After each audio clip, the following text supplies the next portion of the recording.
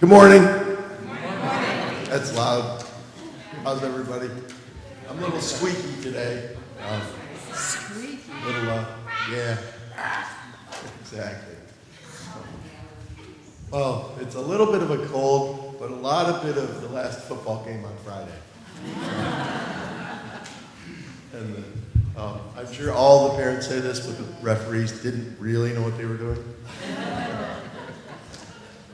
But they didn't really know what they were doing. So, when we look at the scripture today, I couldn't help but think of Yurtle the turtle. Yurtle the turtle. Who knows Yurtle the turtle? Right? Yurtle the turtle, he was a turtle, he was king of the pond, right? But he decided that the pond wasn't big enough, that he should be king of all he saw, right? So how did he get to see more? Does anybody remember? Well, he didn't stack things.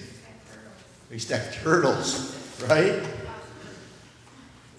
So he kept stacking up more and more turtles so he could see more and more, right? And then what happened? They fell down. Why'd they fall? Too slippery. Call on Lucas. Lucas. There you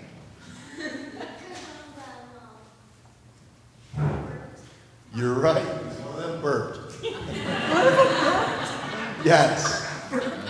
I don't remember his name, but he was just an ordinary turtle, and Dr. Seuss does those things. But he burped, and it set everything, in a tizzy. And where did Yurtle fall? You remember where he fell? In the mud. And he was just king of the mud. Right. Our story today is about two men who went to church, essentially the church that they had back then, and they prayed. And there was one who was a Pharisee. He was a religious leader, kind of like a pastor. Not our pastor, of course, but kind of like a pastor. Our pastor's old, but not that old.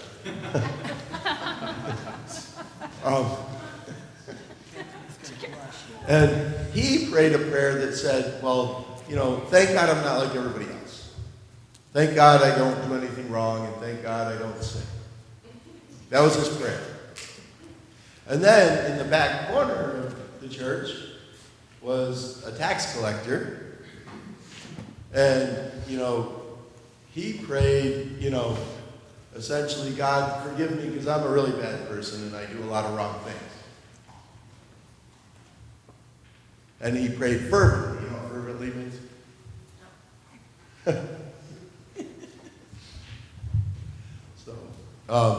It means he was really serious about it. He prayed fervently, meaning he was energetic with it, and he was very into his prayer. He very, very much believed that he really needed to pray like that.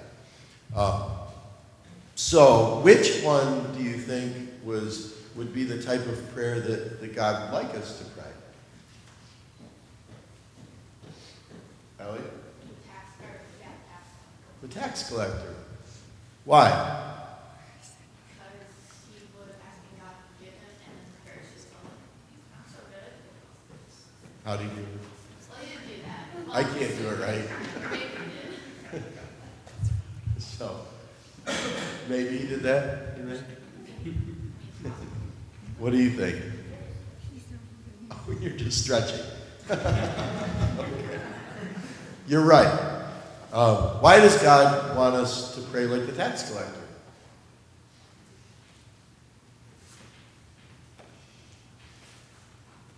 Well, because we're not perfect. It does say in Romans that we all sin and fall short.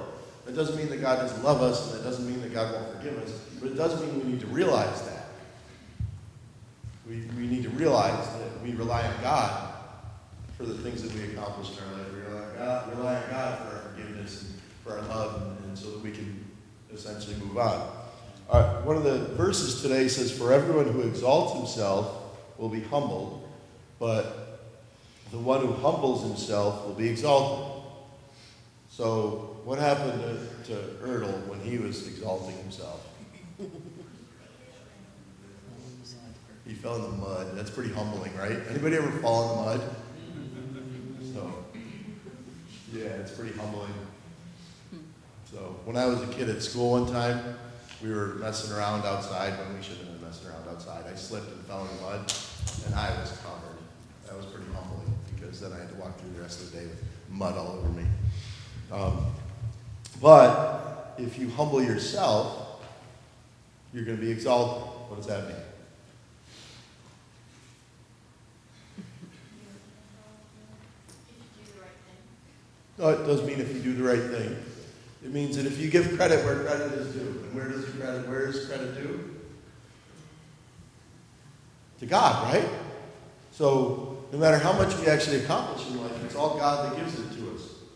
So if we can recognize that and realize that no matter what we do, God's always going to love us, but we do need to be realistic with God about what we do and be humble about where we are, right? So as we go about our days, remember that anything that you're accomplishing is not just you that's accomplishing it. It's God accomplishing something through you. Amen?